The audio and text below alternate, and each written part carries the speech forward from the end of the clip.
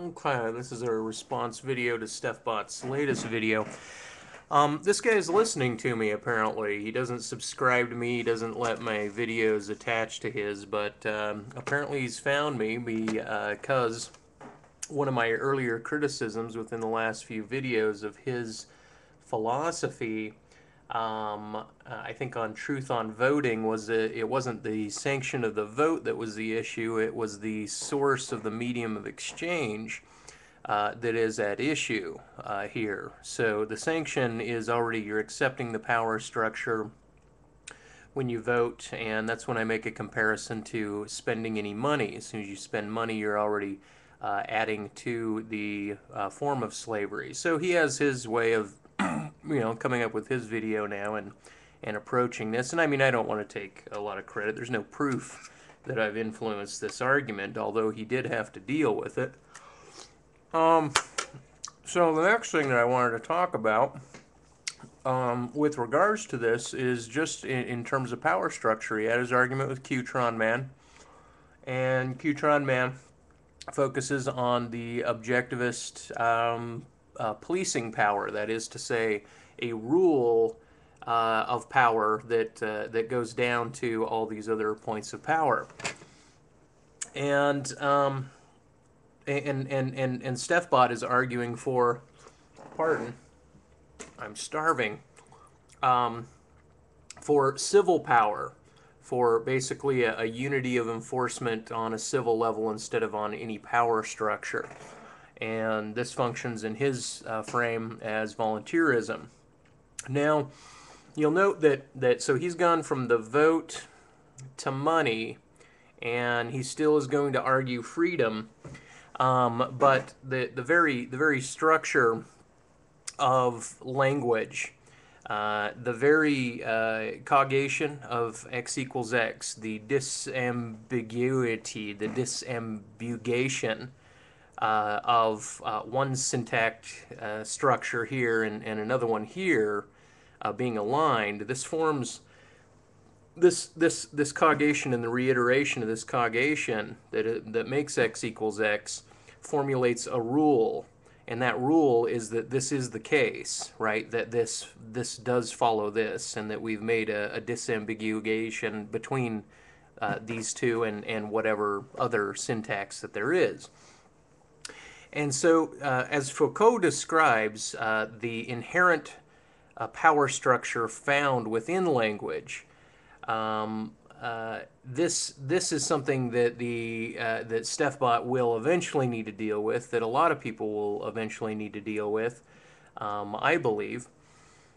And this is because power is inherent in the language structure itself. If he wants to talk about abandoning things and abandoning freedom or acquiring freedom, he's going to have to let loose of the very structure, the very power structure that requires that we follow these initial rational rules. So freedom will eventually, step by step, come down to a loss of language itself. So like Egypt and Greece, eventually Egypt reached its maximum point and it started its collapse, its decline, right? Like he's suspecting, and we show symptoms of this particular decline. It's going to collapse. He's going to say something better is going to arise, but in fact Greece, and then Rome, and then up to Great Britain, and then to the States, and then back to basically the struggle for power, the movement of money, like the whole idea that the Egyptian gold that was all around Egypt was quickly moved up and is up in Britain now, and the whole theory that the structure of power has moved through Italy up there, and now it's spread out. These are great ideas, but my point to this video is that civilizations fall and new governances arise, which then fall, and so there is this cyclic pattern. But at nowhere along the timeline since we've gotten together, since we've had a common language, has there not been a power structure, a chief, a rule, the pharaoh over the scribe, if you will, and then the reed of the scribe. So very within the foundation of language, my contention is that we cannot free ourselves from power unless we free ourselves, collapse the very language that we use. Now, this happens in dead languages. Languages die and re-arise, and we just happen to be enforcing English right now and utilizing our modalities of speaking, and our computers are on a base 2 system now. And so it would almost take a collapse of a type of language. So, and this is where religion and subjectivity arise. This is where objectivity and rationalism arise. If you want to focus on the syntax itself, the scratch mark, the rule then will appeal to the rational line, where we are rational beasts that have irrational thoughts. If you want to appeal to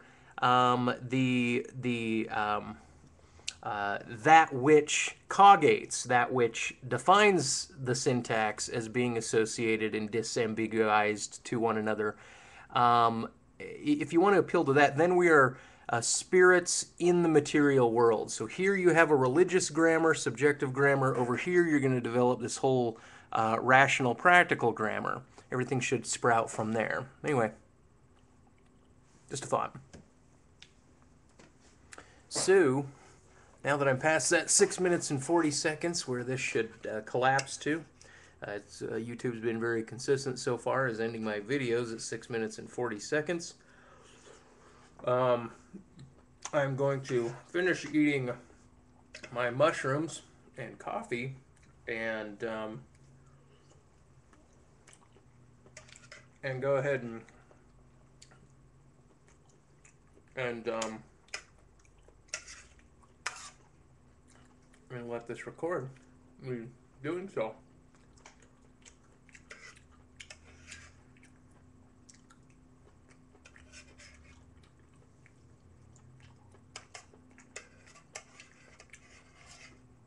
Yeah, it's very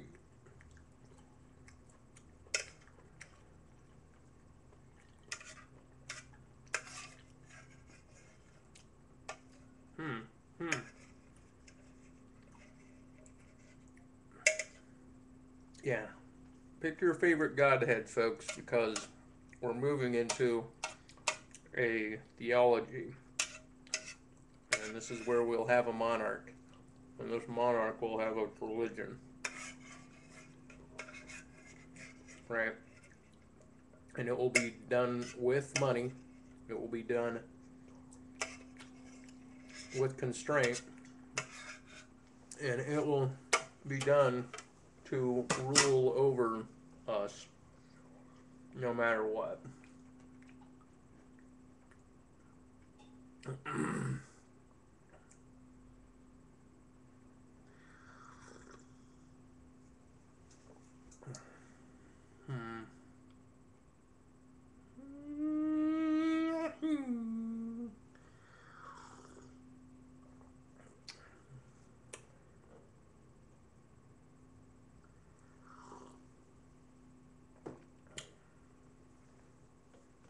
The very act of disambiguation.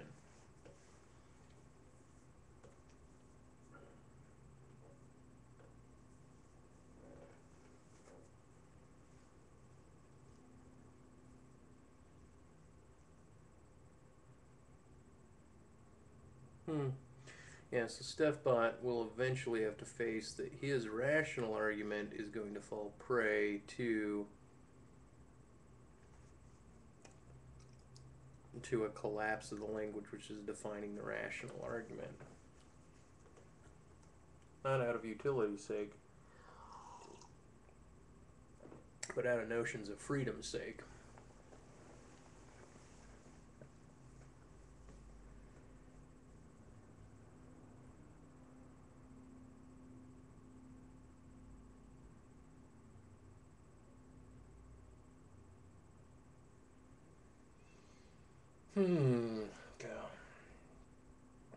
in the world.